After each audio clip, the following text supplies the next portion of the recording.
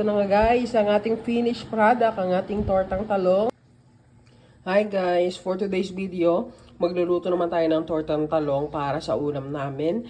And ito na nga, naihaw na natin yung talong. Pero kung wala kayong way para mag-ihaw, pwede nyo rin namang ilagay yung tortang talong. Basta lagyan nyo siya ng mga poke ng ng tinidor bago nyo iihaw para mas mabilis lumambot yung talong and mas mabilis nyo maluto.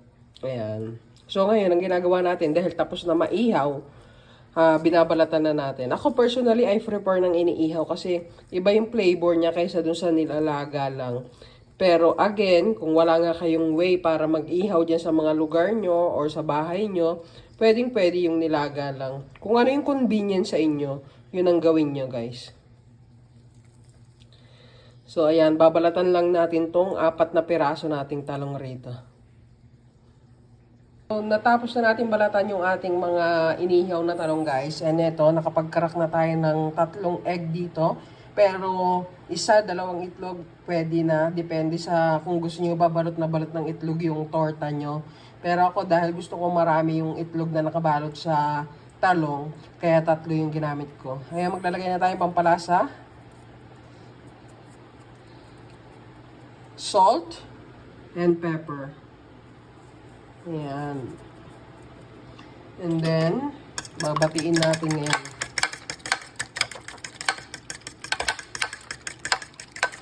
It's up to you guys kung gusto nyo maglagay ng iba pang flavorings na pampasarap like yung magic sarap, betchin, ginisa mix, o kung ano man na flavorings na gusto nyo i-add. Nasa sa inyo yan. Basta ako, salt and pepper lang, okay na. So yan, after natin gawin to, i-dip na natin dito isa-isa yung talong. Then, we're ready to fry. Painit na tayo ng mantika sa pan. And then after nyan, eto, pinitchut-pitchut na natin or basta ganyan.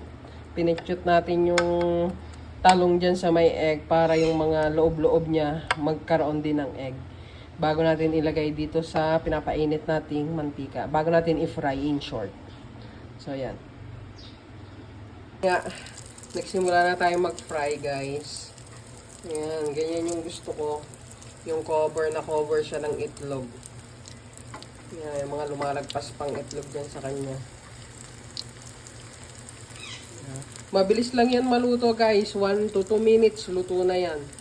Ganun lang kabilis magluto ng talong. Kasi naman, pre-cook na yung talong, inihaw na natin yan, di ba? So, ang lulutuin mo lang talaga dyan is yung itlog. Kaya mabilis lang yan. Kaya ako, ganito lang. Hinahawakan ko lang doon sa may tangkay, guys. Yan. That's it. Napaka-easy. Then, gagawin na lang natin yun sa the rest. Then, yun na. Tapos na tayo sa pagluluto ng ating tortang talong. Pakita ko sa inyo mamaya yung finished product. Ito na nga guys, ang ating finished product, ang ating tortang talong ay luto na. Kainan na. Ganun lang ka-easy guys. Meron na agad kayong pang ulam.